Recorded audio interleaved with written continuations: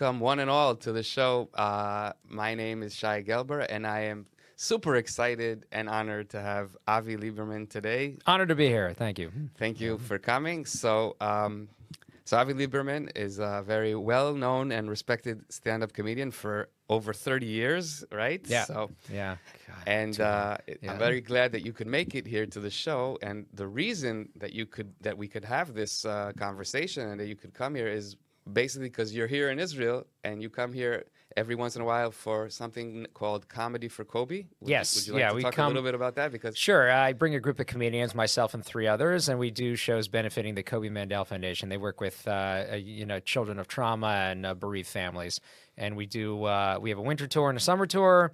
Varies depending on the holidays when we get here. We have a Sukkot special too that we do. But those are the main ones are the winter and the summer. And this time I'm here with 3 great comics: Jeff Rothman, numerous Tonight Shows, Wally Collins, tons of stuff. He's on a Netflix show now called The Get Down, and Ron Pearson, who was here actually 12 years ago, also on a Netflix show, the Iglesias show, and all over TV and all that stuff. These 3 are great. No issues here. So. It's the December leg of the multi-city Comedy for Kobe tour of Israel, and we're in the town of Ra'anana. This comedy event features some of America's top stand-up comedians. Los Angeles funny guy Avi Liberman organises twice-yearly tours to raise funds for the Kobe Mandel Foundation. On May the 8th, 2001, 13-year-old Kobe Mandel and a friend were killed by Arab terrorists near their Tekoa home. Kobe's parents, Seth and Sherry Mandel, started a foundation in their son's memory that runs programs of healing, primarily for families of terror victims. And Seth and Sherry Mandel, who founded it, they have 3 other kids, and realize other families must be going through this, so they started this organization to help other families if they've lost immediate family members in terrorist attacks to deal with that. And obviously, since October 7th, it's unfortunately grown. They've tripled in size, I think, in dealing with that. So that's what they do. They sort of fill that void, which wasn't around then, to deal with sort of mental health issues and families and all that stuff. So that's how it started. And we hooked up with them, which is another crazy story, how we ended up working with them. But it's kind of nice to take something that was a terrible tragedy, and now is sort of Kobe's name is associated with something that helps people and brings people laughter and joy. So it's kind of nice that we're, when we started this tour, it had nothing to do with, with this kind of stuff. It was just to, brighten the mood for a minute, just give people an escape. And then it sort of morphed into what it is now, like, benefiting this charity. So it's good stuff. It's been a great partnership for a long time. And you said that you were here also during yes, COVID. There's a whole big story about traveling during the pandemic. That's a quick, fun read. Yeah, it's a great. And this is a copy that I personally purchased. This book is a lot longer, but it's a bigger, thicker one. Yeah, we're going to talk also about that book. Don't worry. Yeah, Stranger Gigs. This is newer, right? Yeah, this is up on Amazon called Stranger Gigs. And it's, 30 years of crazy shows in crazy places. And that's broken down. We could talk about that later, but you want to... Yeah, I want to talk about this because, first of all, I got a personal, There you go. I purchased this after one of the Comedy for Kobe shows. And that's also a good opportunity for people that live here in Israel. There's a big Anglo-Saxon community here, and especially Ra'anana, So. Yeah, that's our show tonight. Yeah, show tonight. So that's how we're ending. Right. And strong. Yeah. So, and Jerusalem, a lot of English speakers. Yeah, that's our biggest show. Biggest show in Jerusalem. Yeah. And also Modi'in, right? Modi'in, we do, see if I can do this in order. We do Tel Aviv, Jerusalem. Is it always in the same order? Yeah, we added, not the different nights, it's not always the same order, but the cities, the standard ones are Jerusalem, Tel Aviv, Ra'anana, Beit Shemesh, Modi'in, Gush Etzion, and also we added Netanya to this tour. So that was a lot of fun. They were a great audience. Yeah?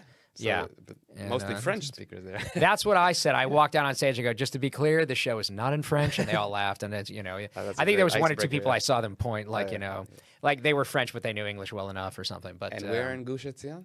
That is in Alon Shvut. They have like a great theater there. Yeah. Isn't it a small community? No, it's hundreds. The same. A few hundred people will come to that one too. It's the same. Awesome. Yeah, they're a great audience. I know that in Efrat there are a lot of English speakers, right? Yeah, a lot of them it's across the street. Right, so I think a lot of them just come from Efrat. But I don't think out of that show, I think that theater is sort of the central spot for people in Gush Etzion. So they kind of know that's they just congregate there. So again, there are a lot of very interesting things here to talk about, and let's start with the fact that you are Israeli and American. This is true. That's what got me in during COVID. Yeah. So you were born in Israel, Born in raised Nahariya. in Nahariya, right? Yeah, where everyone just says like, "Oh, I vacation there." Like nobody ever lives there anymore. But it's yeah. Well, actually, my wife's family is from Nahariya. Oh, there you go. We go there all the time. Nice place, Yeah, right? it's a Yeah, nice place. it's California, which was like a prison, and I was miserable. I'm like, I have to get out of here. And at the time, I was like in the summer, August. That it was like 6 months in or something. Who knew that they would drag this thing out for 40 years? And I said, I have to get out of here. And I went to a friend of mine works in tech. He got stuck in California, so he could work remotely. And he goes, Avi, my apartment is just sitting empty in Tel Aviv. Why don't you just go there? And I just went there. I'd pay his utilities. And in the end, he was actually thrilled. He was sick of paying rent in 2 places. And I ended up packing up his whole apartment, moving it to storage. And so he was happy I was there. And then I just, Airbnb'd it in another place the past couple months. But when I came here because they were open. Right. First time I was on stage in 6 months was at a place. It's closed since, but it was the, not the Camel Comedy Club. Yeah, I think that's what it was. I think it was a Camel. And it was like a bar, and they had a patio, so they were doing shows outside. That was allowed. And it was like, you could live again. Right. And then Israel started their stupid lockdowns again, and I'm like, what do I do now? And I had COVID very early, so I had the antibody, and I knew I would pass any of their tests. I knew I'd test negative. I was in California, as Bruce mentioned. I don't know, has anybody else here had COVID? I had it. Anybody else? Yes. How was it? Here's the thing, though. But thank God you got over it. You're okay. You have the antibodies. Here's what I realized. When you tell people you have the antibodies, they're never happy for you, right? Because they're just pissed off that they don't have it. Can't you give me 10 seconds of happiness, right? We don't do that with any other piece of information, with any other good news, Oh, congratulations on the wedding. You could get divorced. I'm just saying, I heard it, it's Mazel Tov on the new baby. He could be an idiot. It's a possibility, I read it on Twitter, and it's interesting with COVID. People, did you become the go-to person once you had it? Your friends call you when they become positive? That happened to me, right? Because they knew I had it. They're like, a friend called me very concerned. He's like, Avi, I lost my sense of taste. And I said, honestly, I've had your wife's cooking. This could be a blessing in disguise. So at the time, I don't know if you remember, they had green lists. Right, you could go whatever's on the list, come back, no quarantine. I'm like, well, what's on the list? And that became my life. I was like, if all I need is a Wi-Fi signal, your career was wiped out. It was just a few shows on Zoom. Like, well, I'm not going to stay trapped here if I can do that. And that became kind of my life. I kept, hotels were nothing, flights were nothing, relatively speaking. And I had some points saved up for emergencies. I'm just, I guess a global pandemic qualifies. And I'm, hitting, way out of my league. I'm staying in the Marriott Grand in Moscow. It's, for point, I would normally never spend that kind of dough, but it was so cheap comparatively because of the times, and no one was going anywhere except and I was pulling every trick in the book, to get into these places. I made a doctor's appointment. That's what got me into Russia. Friends are do this will get you in. And it was great. In the end, again, it's turning a negative into a positive. It's turning what happened to Kobe, trying to make that draw positives from tragedies like that. COVID, trying to draw positives from things like that. And that's what I did. I just felt like I'm not going to let these bureaucrats beat me. And I ended up going to 8 countries in 7 months. And because Israel, you can fly more. In California, you're a little bit limited. It's a little bit bigger. Yes. But this became my base. A lot of trials and tribulations on the flights. Yeah, it's almost laughable. And if you read that thing. Some of those things there are like a tragic comedy kind of thing. You couldn't make it up. Like getting out of Moscow last minute. I remember waking up 6 a.m. I had a Zoom show for a synagogue in California. And then I had to race to the airport because Israel was famously closing their airport for the first time forever. And that was going to be their knockout blow for COVID, which of course failed miserably. And I had to race back here. I'm in the cab, and the cab breaks down on the freeway. And I was just like, you've got to be kidding me. And then I told them errors kind of thing. Oh yeah, it was ridiculous. And I had to call to get booked on this flight. Well, we don't. I was like, you don't understand. There is no next flight. If you don't let me on, and I didn't have a PCR test, but I had the blood test showing. It was like the Ishur Machlim, they called it. It was like a get out of jail free card. This showed you had to take a blood test and have a doctor sign off on it. But I don't have a doctor here because I'm a citizen but not a resident. So I'm not in the Kupat Cholim, the health systems you know. Now, I know Joel mentioned he's married to an Israeli. I'm Israeli myself, by the way. I was born in Israel, Nahariya. And on behalf of all Israelis, a quick apology on behalf of all Israelis. If one more Israeli tries to sell me a Dead Sea product in a mall, I'm going to blow my brains out. I can't take it anymore. I can't deal with it. Because they haven't really learned the American sales technique, right? They insult you and then try to sell you the product, right? It's like, hey, your face looks like shit. Come here, I help you out. I help you. But you mad at me? I'm mad at you. Go away. I don't sell you nothing. I don't want to talk to you. I'm not in their database, but one of the doctors who comes to the Comedy for Kobe shows, she's a fan of the tour, and she's on the Corona task force. She goes, take the blood test, I'll sign off on it. So she signs off on it, and I'm like, I'm good to go. And I get to the counter, like, you need a PCR test. And the genius bureaucrats in Israel are like, you have to have a PCR test, but they made the rule giving you less than 24 hours to get it. And it took more than 24 hours to get one at the time. I'm like, what are these morons thinking? Like, it was just so stupid. And I showed up in Moscow, and they're like, where's the, I go, I don't have one. They go, we have to call embassy. I'm just like, what? Like, they're not going to. And sure enough, it worked. Like, the one guy, like a boss comes over, like out of a movie again, this big, tall, bald guy, looked like a Russian mob boss. And he comes over, he's like, okay, and he took care of it. And then I got to Turkey. That was my stopover, was in Istanbul. And I'm like, I'm going to have to go through this again. And I walk up with PCR, and I'm like, I don't have it, but it's okay. Take it when you get there. Like, they were just making up these rules. The rules, you remember, the rules would change every week. It was just so stupid. It was ridiculous. But I was like, whatever I could do to get around it. That's what I did. I can empathize that, your whole career was pretty much on hold. You said for 6 months you didn't have a show. That's, or at least it was terrible. Not live events. Not live events. Yeah, it was awful. And Zoom is pretty much. It's not the same. I actually got booed on one of the first Zoom shows I ever did, but I kind of did it on purpose. It was my own fault. My friend had arranged a show. Zoom. That's funny. Yeah, no, it was great. But I did it on purpose. It was just to make the other comics laugh. Oh, okay. I was quote unquote headlining, closing this show on Zoom. My friend had arranged, and we were experimenting. We didn't know what to do. So he was like, I'm going to leave some microphones on of people that I know that are watching that are very good laughers. But like, then it would cut to the person laughing. The picture would switch to whoever's speaking. Right. That's the technology itself, right? So. Yeah. So and I was in California. He was in New York, and there's some other people in different zones. Like, there were 3 or 4 of us, and it was like, he's the guy, to his credit, he's doing like 2-3 times as my friend Eli Leibowitz, a very funny comic, and he arranges this show, and it was like a Jewish event thing, and I'm on, I think, at 11 a.m. So I went on, and I did this just with New York and Cuomo and the nursing homes and all that stuff with what went on there, and. I get on, I go, people ask me, Avi, is it normal to do a show at 11 a.m.? And I said, honestly, sometimes it is, but usually those shows are nursing homes, but they're all dead, so I don't need to worry about it. And you hear this, boo, that's not funny. And I see the comic's head snap back laughing. And I couldn't resist. So even times with that, like that, you gotta throw it in there, even if it's going to sabotage you. And it's also great being out here in Florida when I've been very careful with my driving here, because in LA, it's even worse in LA. We have the carpool lanes out here, right? I've seen them. Yeah, so does anybody here ever cheat? I don't know if you cheat with the carpool lanes. I will admit, yes, sir. I sometimes cheat, usually just to get around somebody.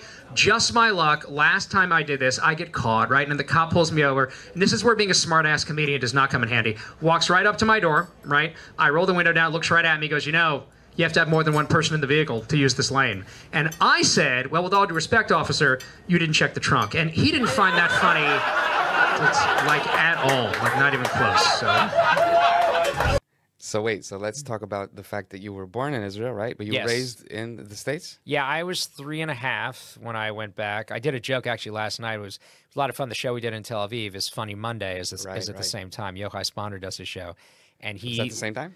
Yeah, when we have a show on Mondays in Tel Aviv, it just worked out that way, and we're in Savta, which is the theater next door to him, and these 2 packed rooms. And the comics would do my show and then run next door, and Yochai would bring them on to do his show. Unfortunately, we couldn't get Ron Pearson on because the timing didn't work. But I got on, Jeff Rothpan got on, and Wally Collins got on. So you're able to and I jumped. Yeah. I mean, and I talked about how I said, one of the jokes I did, I said, I'm Israeli too. But I talked to the locals, like, hey, Avi, but you're not the real Israeli. Come on. I was like, what do you mean, It's like, yeah, you were born, but you were raised in America culturally, and so you get defensive. And then when I went to check into the hotel, they're like, you have to pay the VAT. I'm like, listen, I'm not a real Israeli, so if we could get rid of that. So, you try to again, find the humor in it. Right. But yeah, culture, I have enough Israeli in me where I'll argue with people on certain things, or I'll... How's the service on El Al, by the way? It was good? It's not bad. It's gotten pretty... it freaks me out because I sort of miss the old days, right, with the flight attendant pushing the cart of anger and hatred, hating your job, you know. What do you want, chicken or beef? I'll take the chicken. We're out of it. So why'd you even just take the beef? Leave me alone. It's a long flight. I don't have time. And the announcements are even professional. It freaked me out. It's like, hello, ladies and gentlemen. Welcome to Flight 206 to Tel Aviv. I'm your captain. I'm like, I'm not... I miss the old days where the guy would get on the microphone. Hello, I'm Yossi. I'm the boss of the plane. If you sit in coach, too bad for you. Maybe next time you make more money, get into business. First class, we have a yellow detail, so keep your hands off. And don't have so long a flight. It's not F-16. I do what I can. Okay, bye-bye. That's just the whole freaking announcement. It's unbelievable. Backwards. Yeah. But, yeah, there's enough of that you speak Israeli. Hebrew? How's your Hebrew? It's all right. But you know, I can speak in the street. Can you perform in Hebrew? You know what I did when the war started? I had a show for evacuees from the South, all in English. I get off stage, and this guy Mayor Goldberg, who arranged it, he goes, you know, Avi, there's another show on an army base in Rantis, and Yochai Sponder was performing at that. Would you want to come? And he's a friend of mine. I was like, sure. So it was a late night show. I tag along with him. And we get to the base, and Yochai's, hey, he goes, I'm going to bring you on. And I'm thinking he's just kidding. So he starts a show in Hebrew, and all of a sudden he switches to English. He goes, okay, we have special guest here. I'm like, what the hell is he doing? And he brings me up. And I go, we understand English? Yeah. And I started, and they were really good. I felt like I was back in Iraq and Afghanistan. Like, you see the uniforms, and it... Wait, you also performed there? Yeah. That's in in the new book, Stranger Gigs, talking about that. Yeah. Support the troops. Right. So I did that. But that's what it felt like. And I was like thinking to myself, like, while I'm up there, okay, what's not really wordplay or anything like that? That's more English language based. And they were really responsive. They were really good. Most of them knew English. But one guy screams in Hebrew, Ani lo mevin, like, I don't understand. And I know, and it seemed like I didn't know Hebrew at all when I went up there. And I responded right back, and I went in Hebrew, right? And they all cracked up laughing. It was like I knew enough for that. And I just did a few minutes, and then I gave it back to Yochai. But it was like invigorating. Like, I was like, you're doing something productive again while you're here. Give them a break for a minute. Right. So that was always like the goal, to like give people a break. And then one girl, Danielle, I talk about this in the book too. She said, I was at this communal Shabbat dinner. She looks up at me. She goes, I need a break. Like, if I arrange a show, you remember in Tel Aviv, you can only have 50 people or more as a gathering when the war started for security reasons. And so she goes, if I arrange a show in this apartment, I'll set up 50 chairs. I'll put it in a WhatsApp. Will you do it? I go, sure.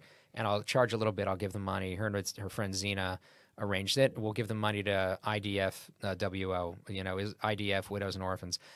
I go, sure. So I did it, and we did it. Took a few pictures, obviously, and just posted one. And then kind of that's when the floodgates open of like, can you come do a show here? Do this, do this, do this, do that. And then that's when I kind of felt, productive about it. So again, you need a break every now and then. We did a show for the American Synagogue in Modi'in. That's what they call it. And to the rabbi's credit, he goes, I got some heat. People saying this isn't appropriate. It's not right. But 200 people disagreed. And he goes, he sent me a list of all the units that were being served by, related to the people that were there. And it ranged from Yahalom and Sayer and anything and everything in between. And they're like, no, we don't let Hamas dictate to us how we live our lives. So we need a break. We're going to come for an hour and a half, release, laugh, and that's it. So. Right. It's actually, I love doing Jewish events. I do a lot of them. I was actually just a festive moment in my family. My nephew just had his bar mitzvah, which was very nice. And it was very nice. And they gave me, during the service, they gave me an aliyah. They gave me Hagba, if you know what that is, where they lift the scroll above the congregation. But it happened to be a particularly heavy one. So when I lifted it, I went, Jesus, this is heavy, which I probably shouldn't have said. It just sort of slipped out. And I thought I was in big trouble because the rabbi was standing right there, but he went, for Christ's sake, don't drop it. I went, all right, this is pretty hip guy. So, but you do have a very funny impression of the Israeli accent, and we're going to see a clip of that when you make great. fun. I hope this is a good one. Yeah, I also like to show clips in between. Sure. In the post-production. So you make fun of the fact that they sell products, the Yam HaMelech products, the Dead Sea. Yeah. In LA, you still see them. Yeah, they're everywhere. So And also, let's talk a little bit about the Jewish humor and also Israeli/Jewish/American and Israeli. Yeah, so you have subtle this whole, differences, right? yeah. So the subtle differences, but also your show is you have a lot of affairs for Jewish audiences in the States. That's kind of my your specialty, my wheelhouse. I tell you this, if someone comes up, oh, we need someone to do, 45 minutes to an hour of squeaky clean material in front of a bunch of Orthodox Jews. Yeah, like, good luck. Like, most comics can't or have no interest in doing that. I can do it. A few of the guys, we all kind of know each other. Like, Ari Shafir, for example, is a great comic. But he's very, very not He can clean. be dark and dirty, but he's a great, he's very funny. And he told me, he goes, he's still very close with his rabbi here. He spent a year in yeshiva here. Then he goes, I'm still tight with that rabbi. And he said the rabbi came up to, he paid me a very nice compliment. He goes, oh, you should, Ari, come and do a show. He's like, you don't want me. He's like, you want Avi. That's he says.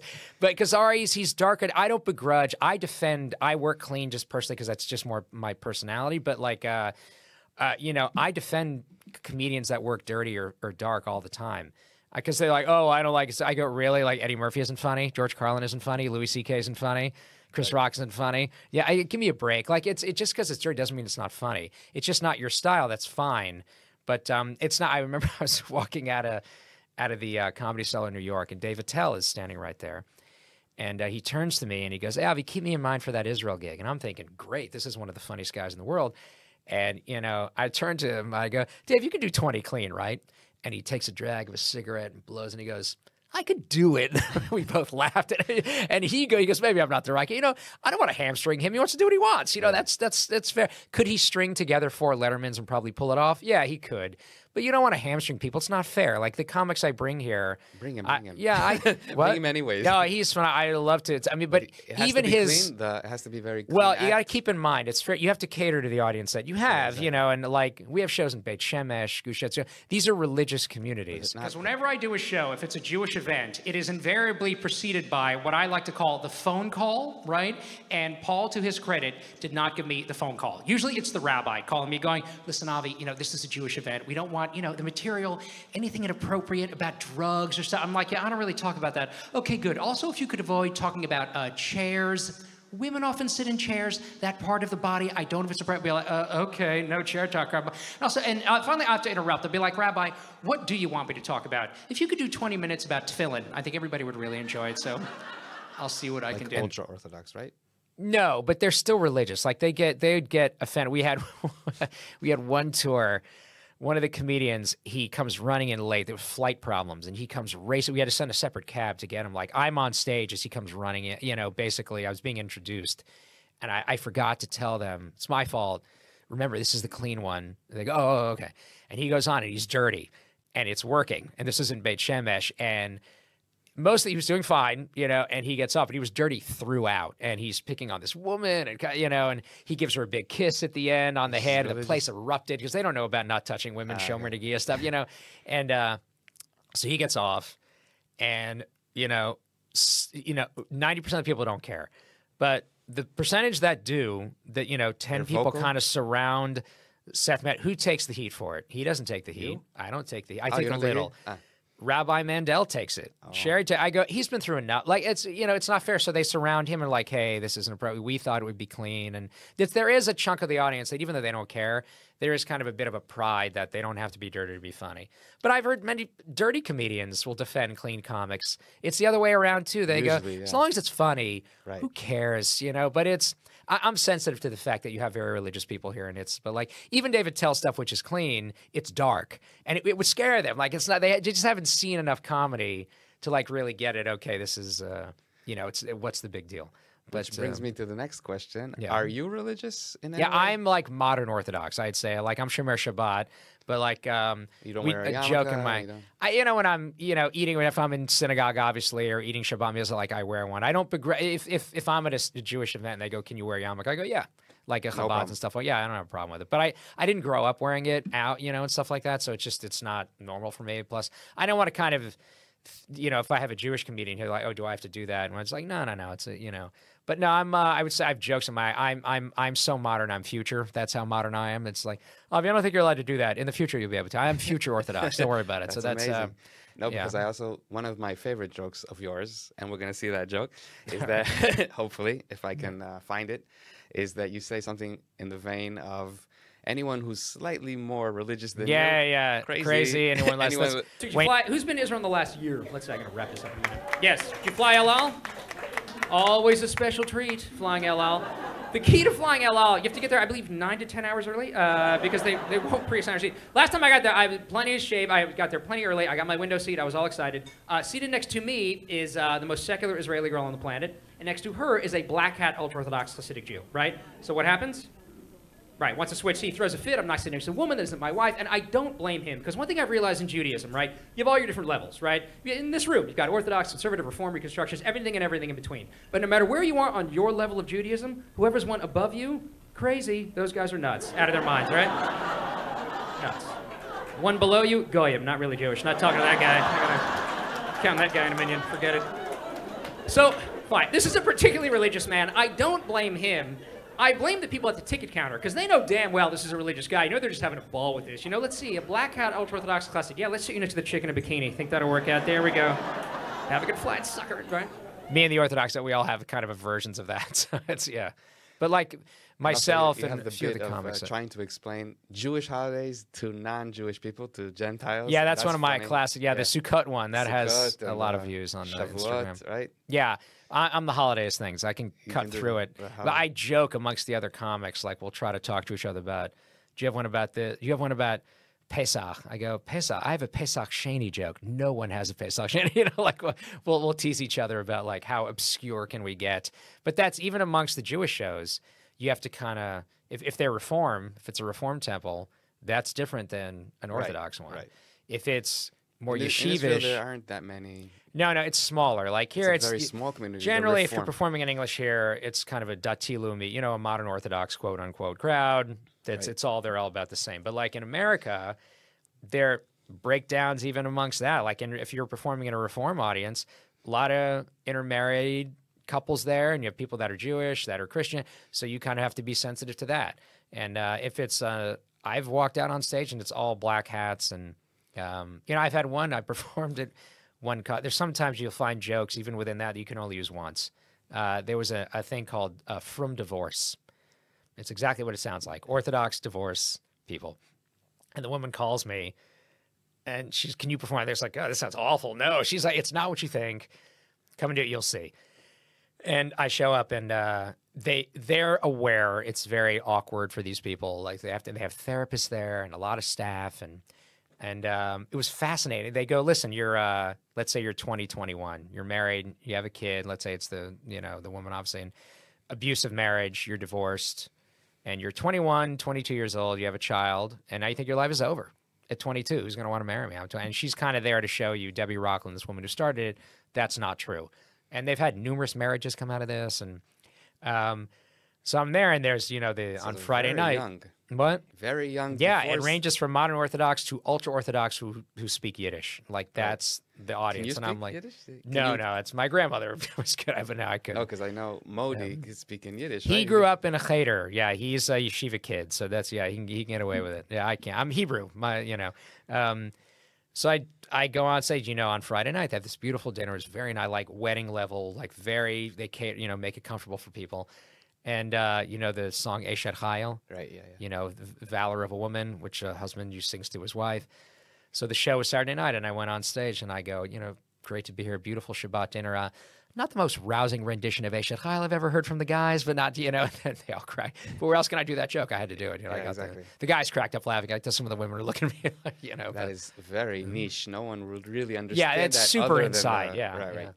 Round of applause. I have never, because as a comedian, as Ben mentioned, that is true. We do fly a lot as comedians. I'm actually going to Israel. I'm going to be performing with Modi in a couple of weeks. Yes, round of applause. It's great. We have sold-out shows all over Israel, which is great.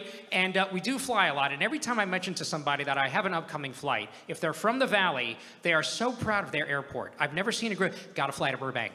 Fly to Burbank. Yes, it's less crazy, less nuts. The problem is you can't get a direct flight out of Burbank to anywhere. Yeah, last time I flew out of Burbank, we stopped at LAX. I'm like, this isn't convenient at all. This is stupid. So great. That's So wait, you said you were born in Israel. Yeah. At three and a half. My parents, Yom Kippur War hit and the country went broke. And my dad was studying at the time. And he had gotten into a program at Harvard. And they were like, well, don't turn that down. And the kibbutz was going to pay for it. And then the country goes broke and couldn't pay for it anymore. And he had to get a job. He had 2 little kids at the time. He had to make a living. So he got a job as a professor in Houston, University of Houston. And we moved there. And I kind of grew up there. You grew up in Houston? Yeah. But no Southern accent. You know, a Texas accent is kind of like this. It's like a smaller twang. It's not like super thick or anything, but that's kind of how Texans say. Yeah, well, I grew up around it, so I can do accents. That's my thing. I can. That's great. Etty, what was the name of the school? You mind me asking? Oh, Eula. So that's pretty up there, right? Now, I know Eula, right? Here's the thing. Eula, I know they have a basketball team, correct? Yeah, are they good? Yes. They're not. Let me explain why. Here's the thing. I grew up in Houston, Texas, right? We had one Jewish Orthodox day school. That was it, right? And Los Angeles, such a large Jewish community, and this is true, Etty, right? They have a yeshiva day school league, right? Which I don't think is I just don't think it's ethically correct because it instills these kids with a false sense of athletic ability. You know? Yeah. Not most accents. I just need to listen to it. You can also with the Arabs, a Muslim accent. You said? No, do you have one? Yeah, I did a joke about the Syrian guy last night. I did a joke that, oh, Assad fell. This is good. I'm like, is it? Like the new guy.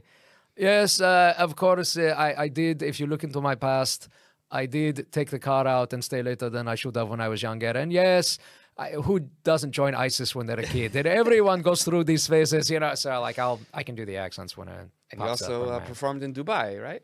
Yes, I was the first Israeli citizen. That's in that book to ever do stand-up. And it was right after the Abraham Accords, and I'm like, well, that's next on my trip. Who was in the audience? Interesting. It's very British dominated in Dubai. Right. They kind of helped find the oil there, and so even like the plugs on the wall or that stupid 3-prong thing they use, in the hotels.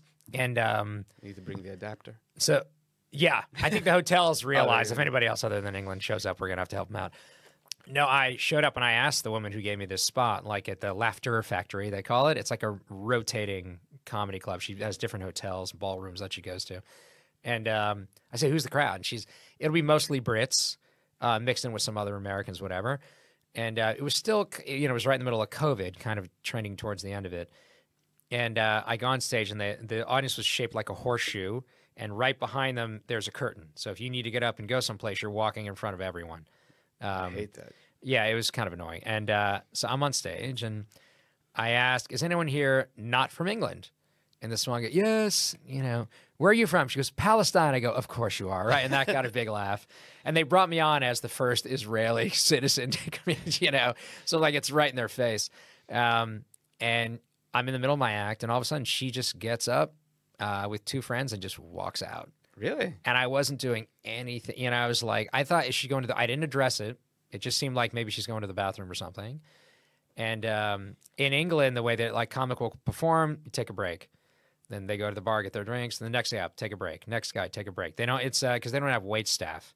Like in America, you have waiters and waitresses, and our attention span is too short. Everybody get up and bail, So keep them there.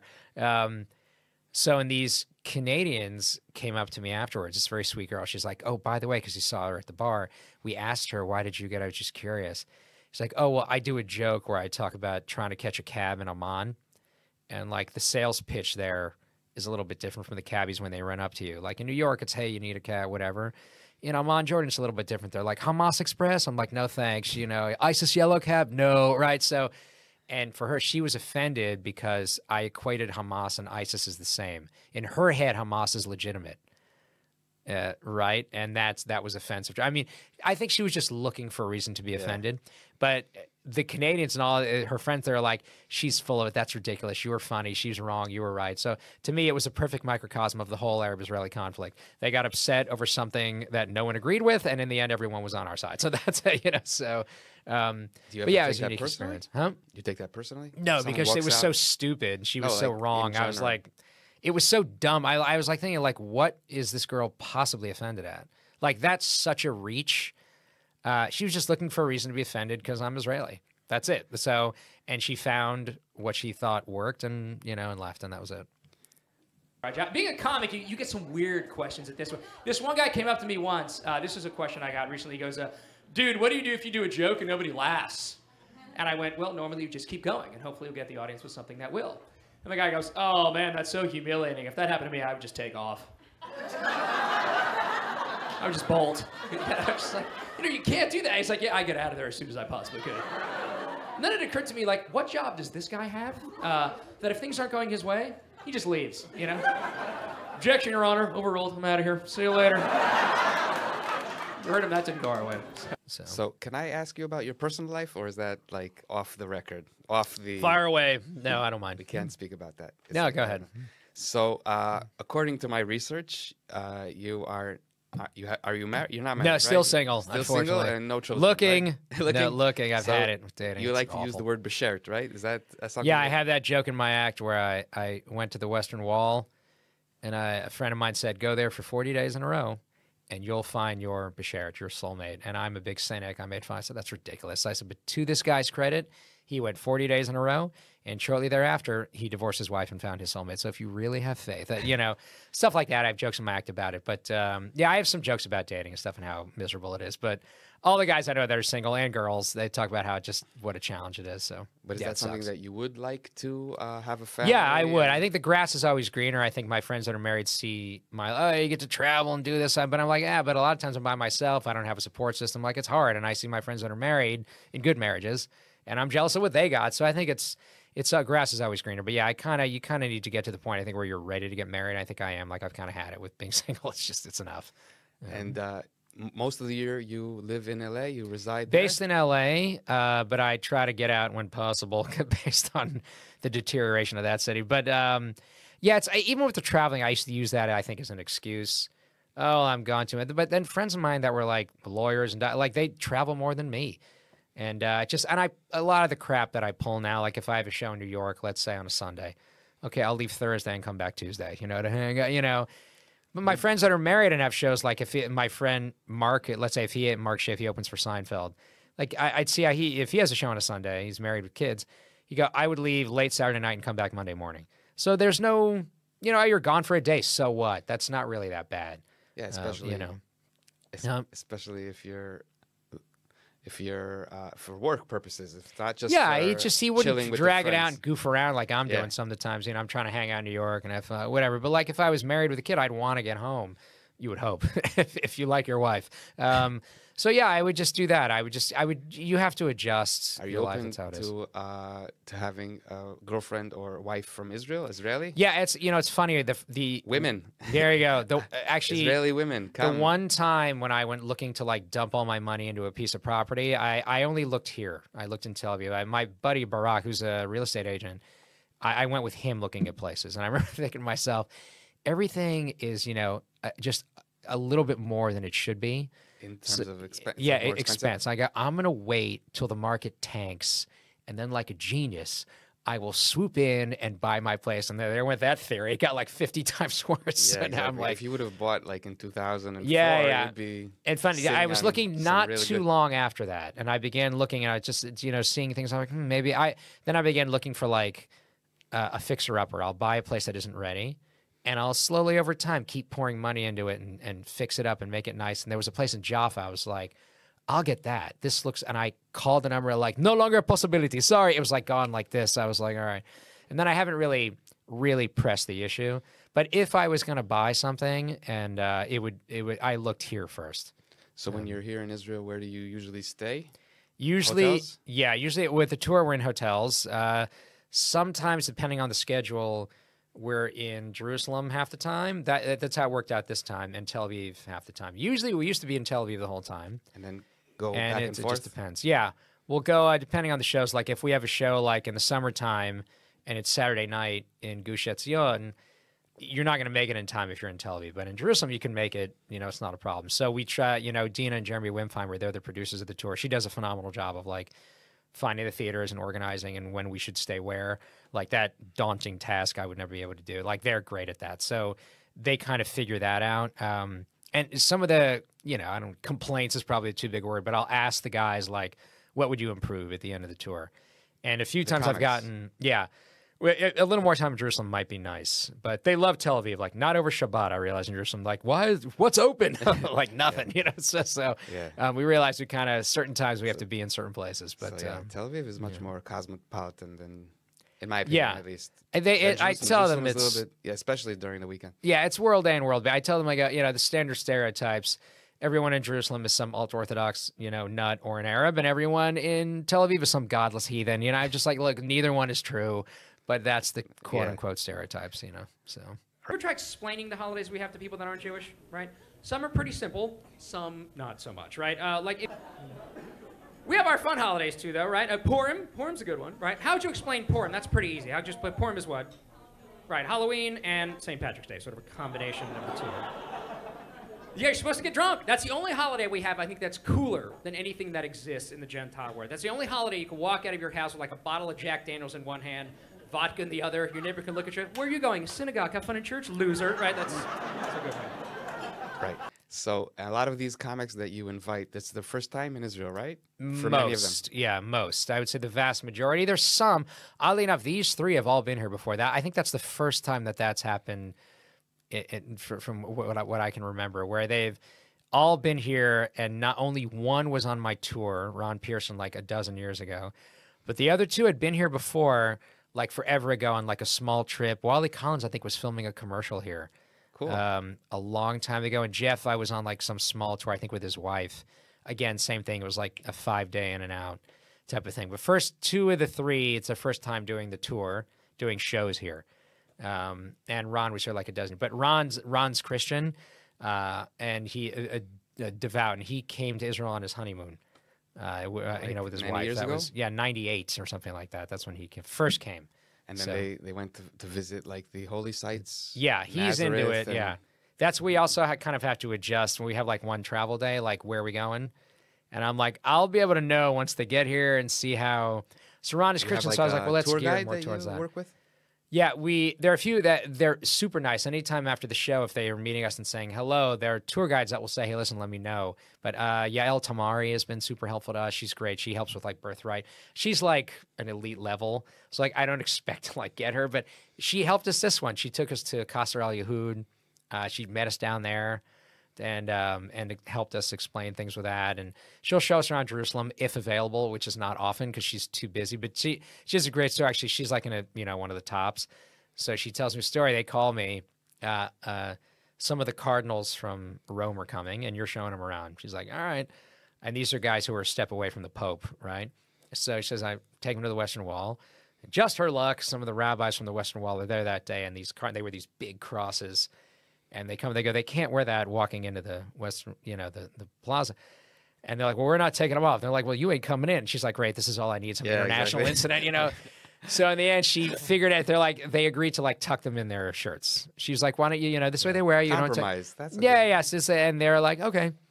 So then they call her sometime later, and she goes, they call me the Archbishop of Canterbury's coming. It's the head of the whole Church of England. It's the guys who married, Charles and Diana, is like, he's coming and you're guiding him. And he has like the big hat.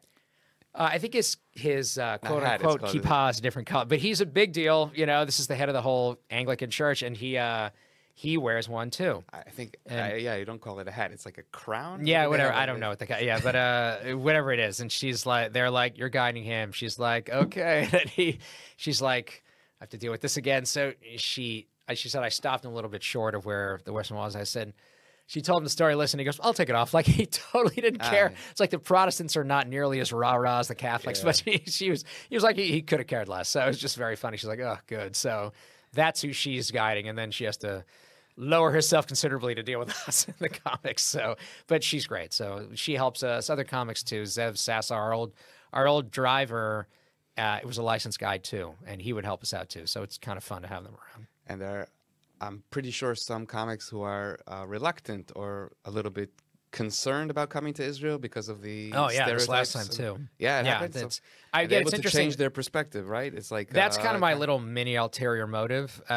Get them here, let them see what it's really like, and go back. I tell them how I get. People would ask me like, they mean it complimentary. Like, how did you get these guys of this level? How'd you sucker them into? And I always tell I go whenever I'm chasing somebody. They'll come and I go, talk to the other guys that have been. don't trust me. I'm obviously biased. Jeff Ross, when I got him here, he called me to come, and I was like, and Harlan Williams told me, he goes, by the way, I talked to Jeff Taiga, and it is much appreciated. Like, they're not going to come here because you asked them. They're going to come because colleagues have told them, friends have told them, this is a gig you should go do. It's a great one. So Jeff Ross, a good friend of the show. I'm just kidding. Yeah, no, he's great. Yeah, he's great. He came to perform with Chris Rock a few years ago. Yes, We got to see him. He also came for Comedy for Kobe. He came to Comedy for Kobe first. Yeah. That's why I I think thought you said he was too dark or vulgar. No, he's fine. Jeff can work clean. That's why I like when he called me, and I was like, he's like, yeah, it's not a problem. Like, he can work clean. Yeah, he does. He busts the chops of the crowd, but he doesn't always have to be dirty doing it. But he has great jokes. He has a lot of well-written, really funny stuff. Right. That's so clean. So it's not a problem for roast. him. He does like the he's famous for the roast. What is it called? Like he does a blitz roast. Yeah, the mini roast. Yeah, mini roast. He brings people up to the crowd. He'll bring them on stage and goof around with them. He didn't do that on ours because he only has like 20 minutes. He didn't have time, but he has excellent material. So it's not like Dan Adderman. I told him, I said, Dan, you got to keep. He goes, so I'll be clean. Like that was his response. It was like that easy. Like it's not. If you have that in your arsenal, it's not a big deal. But if you're like, if you want to work, who's the biggest name, so to speak, that were you able to bring to Israel on your comedy tour? I've had a few and some that have become bigger deals once they got back. I've had Harlan Williams, Jeff Ross, Craig Robinson, who's like a legit movie star now. Roy Wood Jr., who's on The Daily Show. I love Roy Erica Wood Rhodes was just one of the, got really high on America's Got Talent. Last time you were here, right? It was like a year year ago. She was here. Yeah, about a year ago. A year and a half ago. Erica Rhodes. We've had a lot for. I've been very fortunate that a lot of them have. Were kind of well known either before they came or after they got back, blew up and became big deals. Dan Akdut was on shows on Nickelodeon, and he's on Cobra Kai now and stuff. We've had a lot of guys that have been, if it works out schedule-wise, and I always tell them the same thing. I go, again, talk to the other comics that have been. And here's what my idiot friends told me also. They go, Avi, you're going to play Vegas? Make sure you play games you've never played before, just for fun. Yeah, that's a lot of fun, isn't it? We have no idea what the hell is going on. So I wanted to learn how to play craps, because that looks like a good time, right? Yeah, people with craps, they're always screaming and yelling, I got money, you don't, woohoo, right? So here's the problem. I never learned how to play, and it's pretty intimidating. So this is what I did. I went to a lesson, right? This is true. Casinos offer you what they call gaming lessons. I'll give you a little recap, all right? This is how my craps lesson went. All right, there are about 1,000 bets you can make. Here's what you're going to do. Take your money, put it on the table. Someone will then roll the dice. We are then going to scoop your money away. And we're going to repeat that process over and over again until you're completely broke.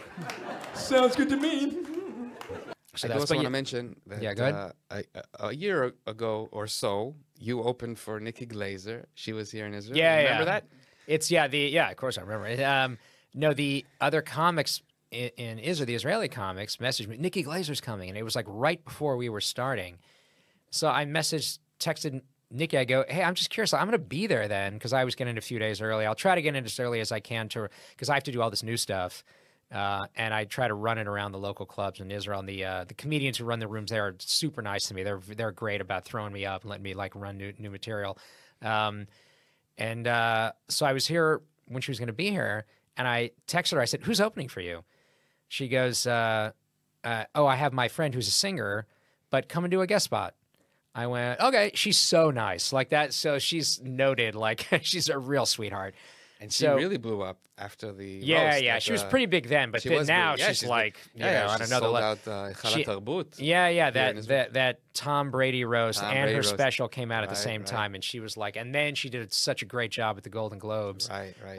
Because the couple years before weren't as strong as when she did it, and she just had great jokes, and and she's like, she's a really one of the nicest people on the planet, also like a really good, great comic. So I tell you, and I screenshot her the chat just in case the promoter was like, well, I don't know who this guy, but just in case we didn't care. I actually knew the promoter anyway. He's like, oh yeah, it's fine. And they go, okay, I show up, and they're like, okay, Avi, the singer's going to go on, then you, and just bring up Nikki. I go, okay, but if the singer guitar acts, if they're really funny, but that's hard to follow. And I didn't know her. I was like, oh no, is she good?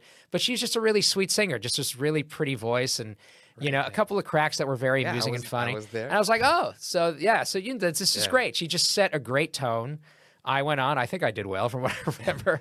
And then and it was a good dichotomy. The juxtaposition is good because I work clean. Yeah, exactly. And then you bring on Nikki, and she's like so outlandish. yeah, she's great. she's But that's why I like, it's great with her. Like, I use her too. I go, really? Nikki Glazer's and funny? She's dirty. She's very dirty. Yeah, but she's great at it. And the the fact that she's so sweet and nice and pretty, and you hear this like, outlandish stuff coming out of her mouth. It's a funny. The juxtaposition of the two is funny. Yeah, so it works for that. You just have to make it work, and it's funny. So, but yeah, that was fun. That was a lot of fun. So, who was like were you ever starstruck from people that you specifically had to work with, or is because you're in the industry, it's like starstruck? No, I would say I think when you've been doing it a while, it doesn't really. There are comics that I wanted, like Brian Regan was here. That was a special event getting him. That wasn't starstruck, but I was like gunning. How do I get him here? And then finally he came. Fayal, right? Yeah. So he was great. That was like a special event. He's very clean. Or not very completely. Clean. Yeah, he completely he's like, nothing family friendly. You know? Yeah, you could bring. There were kids in the. Right. Yeah. I remember the first show we did. He takes like a Q&A from the audience, and some kid, he must have been 11, raises his hand. What's the I before E? They're just prompting his act. And he starts laughing, and Brian starts doing the joke, and the kid's like this, like he was so excited. Like from a different special. Yeah. I use Brian as the other way. People are like, oh, I don't like clean comic. They're not fun. I go, really? Brian Regan isn't funny? And they kind of Gaffigan isn't funny, and they kind of go, all right. Then they kind of he did change his act though. In the beginning he was a little bit, and he decided like consciously to remove any curse words. I don't recall him being dirty really ever, things that I'd seen, but he's just. I mean, he could read the phone book, and it's going to be good. He's so strong. So you have guys like that, and then you have guys that do both. Doesn't matter as long as it's funny. So. I do have my research. You did work with Don Rickles. Yes. So wow, I can't believe you found that. Yeah. You weren't starstruck then. That was a little bit. Yeah. Well, I was like 20-something years old, and I was a commercial for Comedy Central, and I was playing like a page. Like I'm asking what he wants for lunch, and he yells at me, and it's. He was so funny that thank God I get mad at him with the last line, like, how about a bologna sandwich? I think I yell at him and he snaps back at me. But as I say it, I get to turn around. And I was like, thank God, because his face, he's so funny. I would like turn around and start to smile. And I was able to pull it off without the director yelling at me the few takes we did. You have that clip? Maybe I can show it? Yeah, that's up on... Comedy Central. The joke's on us. Thanks, Don. Oh, who made it? Okay, that's an hour for lunch. So, what do you want for lunch? Mexican? Huh? That means in Mexican. How about German? What do I look like, Colonel Klink? As a matter of fact, I do look like Colonel Klink. How about a bologna sandwich? What, no Italian? Do I have to call Frank? Amazing. Don Rickles. To me, at least, he's great. Like one of the greats. Well, he to me is like one of my favorites. I was just actually last night at the Tel Aviv show. Somebody asked in the audience during the Q&A, "Who are your influences?" And I shot out with him first. He's my dad's favorite comedian. So I told him this at the end. That any of his managers there, they have like back in the days of carrying around headshots and photos and stuff, the big stars would do. And I go, "Can you sign a picture to my dad?" At the end of the day, and he goes, "Sure, kid." And he takes it and he signs, Avi wants you to increase the allowance, right? And my dad has it framed and hanging on his mantle to this day. Like it's, Yeah, he was great. He walks on the set and somebody walks up and hands him his jacket, and the boom operator was from Bangladesh, right? Clearly did not look like an Anglo white guy. And this guy hands him his jacket. He goes, "Thanks, buddy. You're great." And he looks at the boom and he goes, "You, on the other hand, get your passport stamped. Maybe we'll talk." And then he just walks away. It's just like everyone busts out laughing. Yeah, he was great. He was a riot. Like, made fun of me. The best insult comic, in my opinion, of all time. The best insult comic. That's just like his thing, his shtick. Mocked me from the moment I met him to the end of the day and did not stop the entire, and I loved every second. And then a year later, it's my friend Jeff Burkhardt, who's a comedian, like old school, loves the old time roast, Dean Martin and all that stuff. He calls me. Rickles is going to be in Vegas this weekend, and a mutual friend of ours, Todd Glass, who's a great comic, was performing there. So we're like, "Todd, we're going to come over, we're going to crash in your room, and we'll go to," and he was so upset because he had to work that night. He couldn't go see Rickles. And I was actually performing in Vegas the next week. And I didn't care. Like, we'll drive back and forth. And we drove to the show, and we see Rickles, he's great. And I pulled aside one of the show managers. I go, "Listen, I did this commercial with him not too long ago. could I just maybe say hello? He goes, you know what, his manager, hang out after the show. His manager does come out, and he'll probably take you backstage. I'll put in the word. And sure enough, he did. And Jeff was ecstatic because he'd never met him, you know. And we go backstage, and it's pitch black back there, except you could see Rickles' dressing room. The door's open, and it's light, and he's talking to somebody. And he said, just wait here, I'll come out in a minute. And he comes out, and he starts talking to us. Oh, great. And we just want him to sign our ticket stubs. And, oh, yeah, I remember that. That was great. You know, and he's signing, thanks for coming. And he's signing what seemed like longer than just his name. He's writing something, but we can't see it. It's so dark back there. And thanks for coming. And as we leave, we immediately look at mine. And I told him I'm working here next week. And mine said, make him laugh, Don Rickles. And I'm like, oh, that's great. And Jeff busts out laughing. And his says, who cares, Don Rickles? But like, I was almost upset I didn't get that. But as he's signing, he's like, oh, that's great. Thanks so much for coming. Great to see you. You know, he's writing, only he could get away. You know, who cares? Don hands it to him. And then I was like almost upset. Oh, I wanted that one. So, but it was great. Yeah, he's a great guy. Well, it is great to be back. I was actually just performing in Las Vegas recently, and I try to be conservative with the gambling there. I played nickel slots, right? Yeah, I played nickel slots for 10 minutes. I lost $38,000. And I realized I probably shouldn't be gambling because I can't really afford the LA lifestyle. You have to join a gym here, apparently. That's the rule. And yeah, you're not allowed to walk into a gym and pay.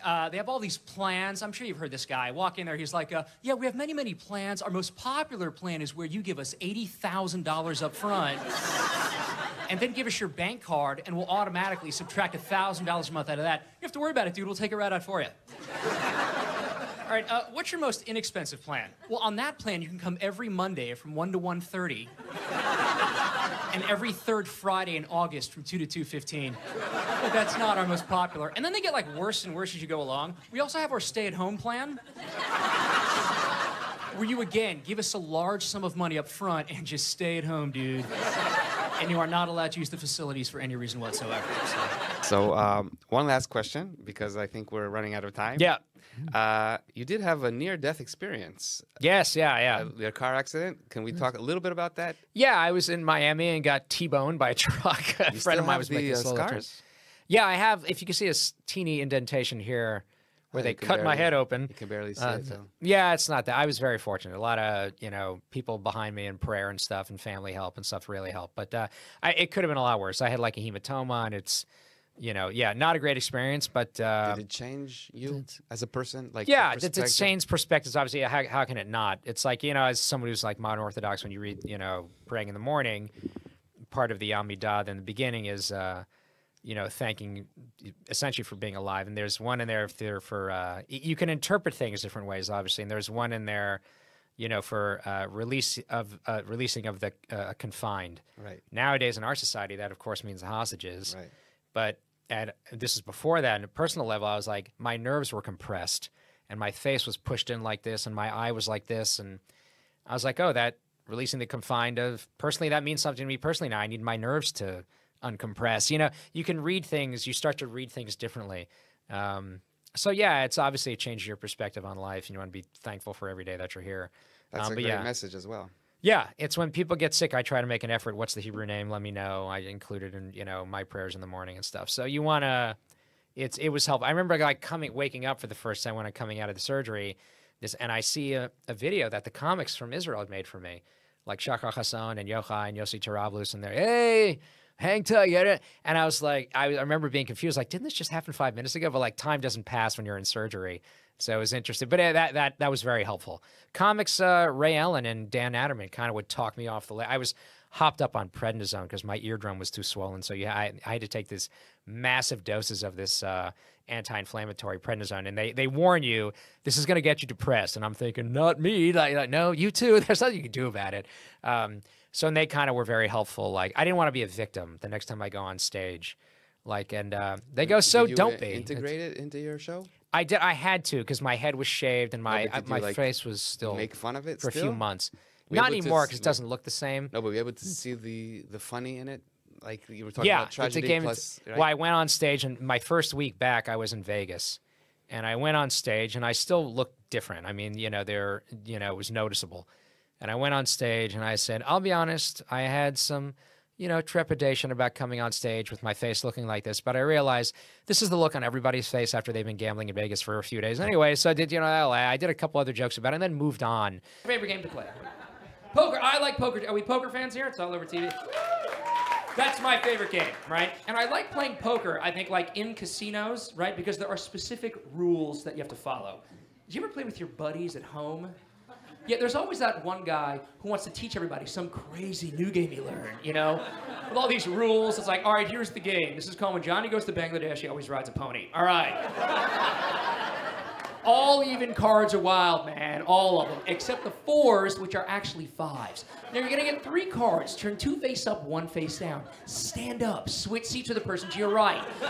Get 3 more cards. Flip 1 face up and pass that back to your left, unless your neighbor has a king that blocks the pass. Stand up again. Rotate back to your left. Get 3 more cards. Flip 1 face up. All right, now. Here's the weird part. All right. I didn't want to be evicted. So Dan and Ray were like, then don't be.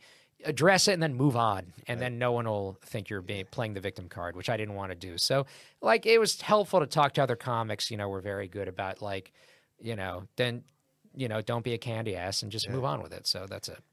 So I'd like to thank you very much for coming. Oh, thanks for having me. This is great. It's really amazing that it was able to work out in terms of the time schedule. And I know you're flying back tomorrow. Yeah, or the next tomorrow day. night, basically. Yeah. This was actually that very great 6 a.m.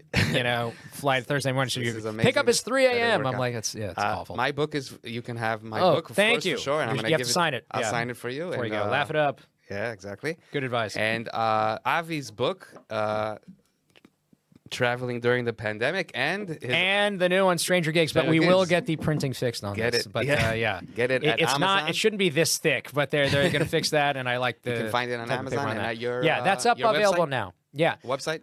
Website is aviliberman.com, but more it's on Instagram at Avi Liberman Comedy. That's where we have more of this. But this is up on Amazon as we speak. L-I-B. L-I-B, yeah. At Avi Liberman Comedy, A-V-I-L-I-B. And then it should pop up. But yeah, you can get this on Amazon right now, but we're going to make, you can get it now. It's teeny, hiccups that you wouldn't notice, but it bothers me. So I'm going to try to fix it beforehand.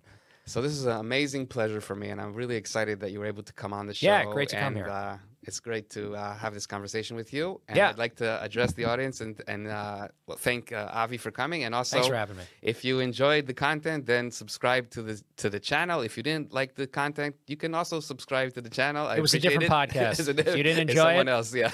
You didn't enjoy it. Yeah, it's yohisponder.com. No, yeah, exactly. Yeah. So thanks a lot, and see you next time. Goodbye. Thank you, Avi. Thank you. Thanks for having me.